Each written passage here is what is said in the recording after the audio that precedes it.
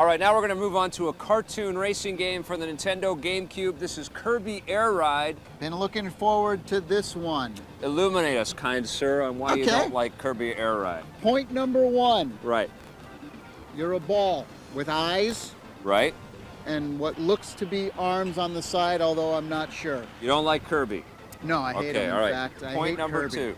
I'll stick Kirby in my bum and fart him out, and that will give you a Kirby Air Ride. You know what I'm saying? Kirby Air Ride is 3 games in one, just like Tommy says. You get the Air Ride part of the game, which is basically like, you can imagine a snowboarding game mixed with Wipeout. It's sort of like that. You're on hovering stars. Except not fun. And you whip through these psychedelic environments. You've got like a beanstalk world or a magma world, like a lava type world, or an ice world. Magma.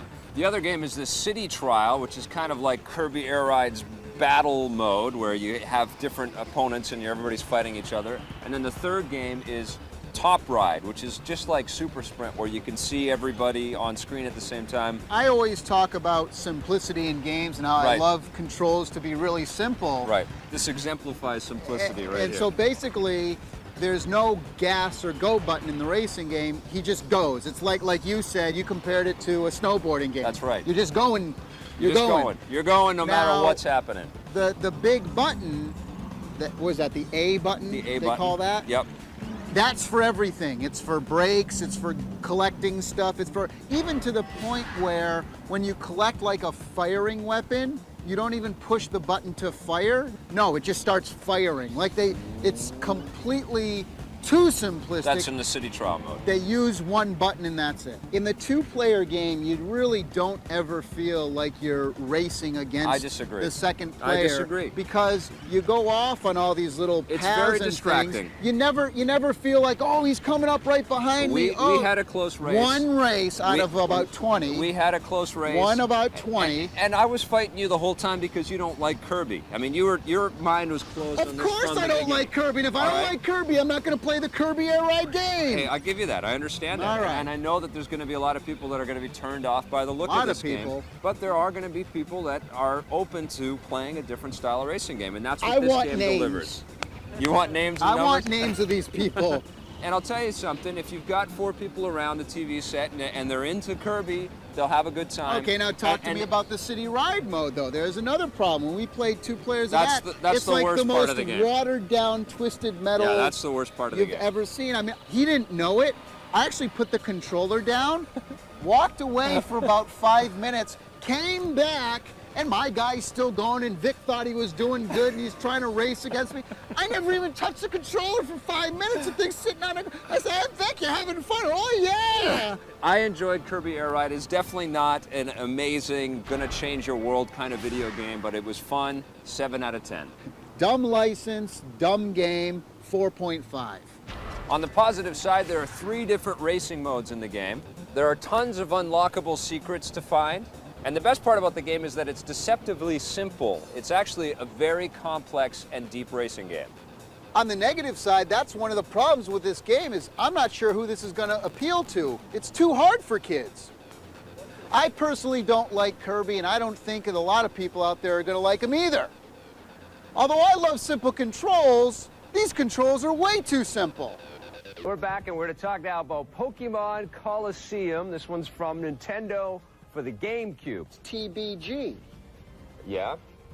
Explain TBG. Turn-based garbage. Oh, right, okay. Yes, it's the new genre that you've created. Right.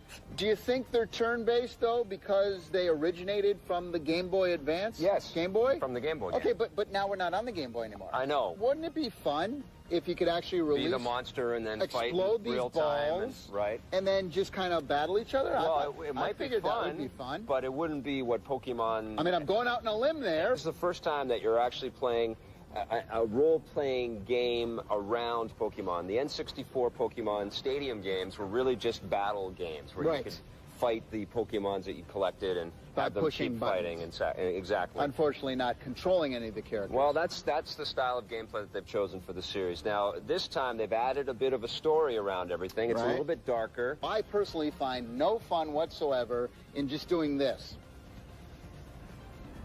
You can choose to play the game that way. And win. Well, and win. At the beginning. It's very simplified at the beginning to sort of get you into the game. Okay, but as you so fine. fight tougher and tougher Pokemon, you're going to have, and tougher Pokemon trainers, you're going to have to, you know, use some of the other skills that you collect along the way. Another thing that they've added to this game, which is in keeping with the Ruby and Sapphire GBA games, you can have 2-on-2 battles, so you can have, you know, like a tiny army of Pokemon against another tiny army of Pokemon. You also get a Colosseum mode in the game. That's where the name of the game comes from, where it's just all battles, just like Stadium, where you can import Pokemon from your Ruby and Sapphire Game Boy Advance cartridges and have them fight. You can also play with your friends. They have to use Game Boy Advances to link up and do all that cable thing like Final Fantasy Chronicles. But you know, there's not enough. Like it's not the Madden football of Pokemon. No, you know, you're right. You're absolutely play Madden football. There's a gazillion things you could do. So maybe I can slightly look past the turn-based strategy part. Okay. But why do they have to have all of the constant reading? Yes, I knew the complaint about reading. I want to be told the story. If I went to a movie... You wouldn't want to read through a movie? No, and that's why I hate foreign films. I will say this. Can I talk about a positive thing? Yes, you can, actually. Okay. It'd be very different. There would be different. Yeah. The positive thing, which I was excited about, is they actually, although it is kind of MIDI, but they actually used orchestral music. I like the music in the game. It was very nice. And they did a good job of the music, and it was nice to see it. Fans of the series are going to love it, but I got to give it a 5. I'm going to give it a 6 out of 10. I have to be honest, I prefer playing Pokemon games on the Game Boy Advance. On the positive side, this is the first time we're getting a 3D RPG Pokemon on the consoles. The music was pretty cool, and you can upload all of your saved Pokemon from Ruby or Sapphire. On the negative side, if you don't like turn-based games, you're definitely not going to like this one. Although all the Pokemon presentation and gameplay has been updated, it just doesn't seem like it was enough.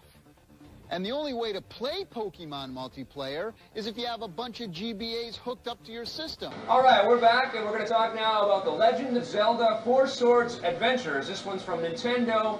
You can play it on your GameCube. And if you have friends, you can play it on the GameCube and Game Boy Advance. This is by far the best reason to get the whole connectivity cable between the GBA and the GameCube. Nintendo has proved why this thing works and how it can be done effectively. Let's talk about what this game actually brings to the table, okay? Basically, you've got a slightly condensed Zelda-style adventure. You've got a bad sorcerer that's taken all of these women and run away with them, and Link has to go and find them, but he picks up this magic sword that splits them into 4 different Links. You can put them into formations to activate different switches and solve little puzzles and go head-to-head with some of the bad guys where you need all that firepower. The way that the adventure is broken out, you have sort of 8 game worlds that you get to play in that are split up with 3 chapters, and each of the chapters takes about an hour to complete. So we're talking about a game that's going to give you about 20 hours of adventure-style gameplay. And what's cool about this is that you can save anywhere along the way, and you can play single player when you pick up again, or if you have friends over, you can have them join in your adventure at any time, which is really great. I have a big problem with the production of the music. Now let me explain. I love the Zelda theme. Yeah. I love the way they use the motif within the game, the Zelda motif. It's very familiar, it's very cool. But why go with MIDI chip music when this is a new game? It's a retro-looking Zelda game. The retro-sounding music and MIDI sort of effects and stuff are perfully styled for this game. If you're going to take a game like that from 15, 20 years ago and make it modern, listen, then they also have to make it blend with the Game Boy Advance. How about online? You ever hear that? Online would have been cool too. Online would have been nice. Absolutely. But listen, I mean, and Zelda would be the title to launch the online system. That would be very cool. The people who love this style of game are going to freak out. Go out and buy it. Don't listen to what I'm saying. All I'm doing is I'm offering suggestions on how they could have made this a better game for the masses and not just the fanboys who appreciate this. No, you're right. They should have handed out VR goggles and a full 2-pound sword to everybody that bought the game. I'm done talking now. So with cinematic, actually they should have had a whole symphony orchestra following behind you, walking with a marching band, playing the game as you're playing it on your Game Boy Advance. Like every other game that's being done out there. Ridiculous. Just appreciate how great this thing is. I'm just telling you how they could have made it better. What are you going to give it? A 7. 9 out of 10. On the positive side, this is the first Zelda adventure you can play on a console with your friends.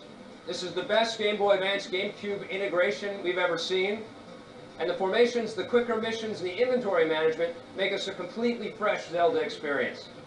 On the negative side, although the gameplay is amazing and Zelda freaks are really going to dig this, here are a few suggestions I could offer.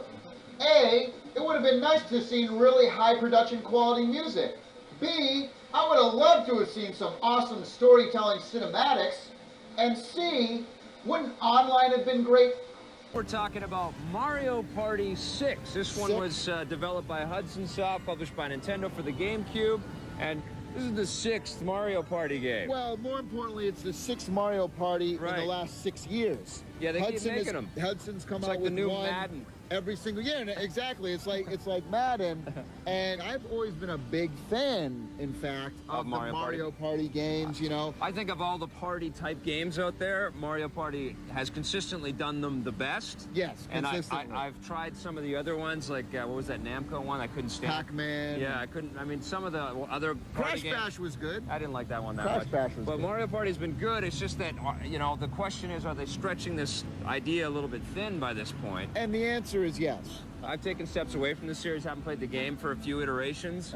So getting back into Mario Party 6 was a little bit new for me. Okay. And I gotta say that if you haven't played one for a while, this one isn't a bad one to jump into. One of the cool things that they've done this time, they've given you a microphone so you can have all of these different sort of voice-activated mini-type games. Well, it's not all of them. There's pretty much 2 different styles that the microphone comes into play with. One of them, you're kind of controlling the character on screen, you know, up, left, down, and they kind of react. Right. And the other one is, which I like, is you actually answer questions. It's like a quiz show kind of thing. Now, when I put the microphone in, I was trying to use it like I was in Lifeline. Remember that game for the PlayStation 2? Right. So I was talking to the princess going, close off, but she wasn't listening. You're a sad man. But the biggest thing that Mario Party lacks, though, is the real originality from going from like Mario Party 4 or 5 to 6. It's starting to get just a little drawn out. And I'll tell you something else, the presentation, again. Not that great. The characters' graphics. Look, I played Mario Power Tennis. Yeah, they look better in that. The characters Absolutely. look a lot better. So, you know, it's time to update. If you're going to do another iteration, let's update it. This is not one of those games that you scrutinize like every other kind of platform action adventure type thing. This is a no, game you want it to look better, though. It looks okay. It looks okay. I mean, you get your family together. It looks like candy. Let's review this for what the audience that they're going to play it with. They're going to have a bunch of friends or family together. They're going to play this thing. Everything is very easy to play. There's 80 different mini games, which are good. Yeah. There's 11 playable characters, which is good. Yeah. There's 6 different worlds that you can, you know. They change night to day. Different mini games start appearing based on the time of day. What I'm saying is that if you already own 4 or 5, yeah, absolutely. The little microphone attachment isn't enough of an upgrade. I did like the fact that unlike the earlier Mario Party games that I played, this one is a lot easier to play in single player. It's not so laborious, you know, you can zip through everything, you can take all the instructions out of the factor so you don't have to, you know, keep reading stuff as you're working your way through the game. I'm giving Mario Party 6 an 8 out of 10. I'm giving it a 7. On the positive side, there are 80 different mini games to enjoy in this one. The single-player experience isn't as tedious as it used to be, and if you're looking for something that you can play with your family, this is a great choice. On the negative side, I would have liked to have seen the production quality, like the music and graphics, be a little more updated. And although the microphone was a new addition, it didn't seem to warrant enough for a whole new version of the game. All right, first game we're talking about is StarFox Adventures from Nintendo for the GameCube. It's developed by Rare. And believe it or not, this might be the last Rare-developed game for Nintendo. What did you think of StarFox Adventures? I gotta say, I never really liked the other versions, the SNES version and the N64 versions of Star Fox, and I never liked them. What is this, True Confessions? Those were awesome games. I never liked them. This game is completely awesome and completely great and has really nothing to do with those other games.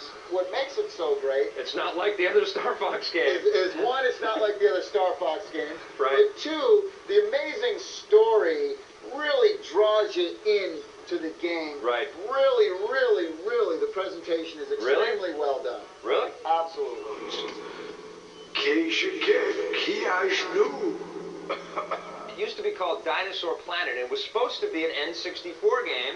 You can tell that some of the textures and some of the character designs and stuff like that were sort of N64 ready, but then they added a whole level of detail. Lots and lots of nice reflection mapping, beautiful lighting effects, awesome effects on the fur on some of the creatures. The graphics are incredibly well done. Even though they're cartoony style, they're still amazing. The music in this game is absolutely phenomenal.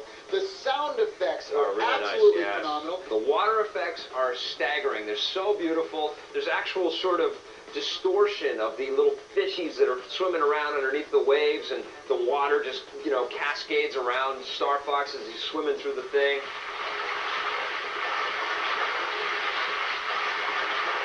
Here's what I really had some problems with. The game feels like it was so far along sort of being its own thing, and then they decided, well, listen, we got to get StarFox back in this game, stick StarFox in there, and it feels like they sort of crammed the StarFox experience into this game, and sometimes it works, and sometimes it doesn't. And I will say that the ship flying stuff that's in the game, I had a great time playing those levels, but they're not as fleshed out and as fun as StarFox 64 was. I wish they would have included a jump button, although it is very intuitive as far as when you walk up to a ladder, you know, it knows, you know, it'll automatically climb up things. And that's the thing, Rare's been making these kinds of games for so long. They've done a really great job at making this intuitive, easy to get into, and immediately fun. I don't know what it is, but the way they introduce it to you is very well done. The only knock I have against this game is Slippy the Toad. They really got to squash him, get rid of him, needs to die, please off him in the next level. Off him? Oh my God, what are you, a gangster now? I had a lot of fun playing StarFox Adventures on the GameCube, but it is not my favorite Rare game of all time. I'm going to give it an 8.5 out of 10. Well, GoldenEye was my favorite Rare game, and this is my second favorite Rare game. I'm giving it a 9, even higher than you. On the positive side, the storytelling in this game is absolutely phenomenal. Character design, enemy designs, and graphics overall are extremely well done. And it really gives you a good learning curve throughout the entirety of this game. On the negative side, we were a bit surprised that the classic StarFox experience wasn't a little better integrated. There's no jump button, which is a little bit weird in this game. And man, Tommy and I really just can't stand Slippy the Toad. We're going to talk about Metroid Prime for the GameCube. You done in there, Tommy? You ready? Come on out.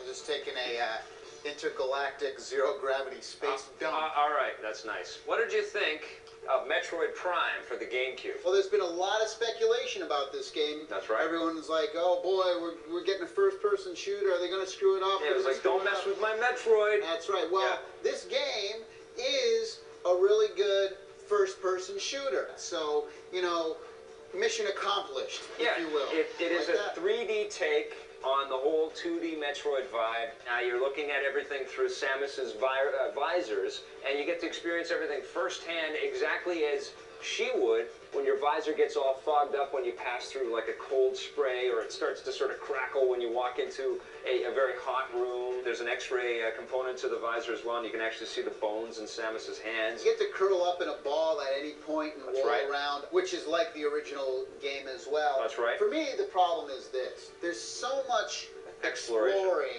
and backtracking. And platform hopping, too. I mean, it does incorporate all the gameplay stuff that we played. It got a little boring to me. But the biggest problem is the controls. The controls, Because here is the disappointing. deal. You only have really one control scheme. It's kind of like the default GoldenEye control, where you move in 3D space with the left thumbstick, but the right thumbstick isn't used at all, so you're not looking in every direction. It is so unbelievable that they didn't make the joystick have you at least go up and down and strafe left and right. So in order to look up and down, you actually have to press the right trigger button. And then if you want to strafe left and right, you have to push the left trigger. You can't really strafe and then look and aim up at the same time. You can't do it. You're constantly battling the controls. That is a major problem with me as well. But, you know, let's look at the positives on this game. First of all, I think, for my money, this is the best looking 3D game you can find on the GameCube. And the other cool thing about this game is that it actually connects with Metroid Fusion, if you beat the entire game, you can connect with the Game Boy Advance and you'll get the NES version of Metroid on this game. Well, my favorite part of Metroid Prime was the different weapons and the effects that the weapons, you know, whether it was electrical effects or guns that basically just like warbled the whole world. And how about that front end interface too? Well, that is the best menu screens I've ever seen in any game ever of all time. And you can quote me on that. Yeah, stylish. I mean, if you're just talking style, I don't think there's a more stylish game on the GameCube right now. The other thing that I was surprised about is the fact that there is no multiplayer component in this game. And I know that Metroid games have always been single player, but, you know, personally, there's no excuse for having an awesome first-person environment like this and not allowing people to play with their friends in a game like this. So what are you giving this? I'm going to give it a 9 out of 10. No, Houston, you have a problem. I still think it's a terrific GameCube game. I'm giving this a 7.5. On the positive side, the best menu screen we've ever seen. Incredible weapon effects, and despite all the speculation, they really did capture the feel of Metroid in 3D. On the negative side, the control could have been a lot better. There's a lot of backtracking and searching, so if you're not into that style of gameplay, this may not be the one for you. And finally, no multiplayer at all. For a first-person shooter, we expect it.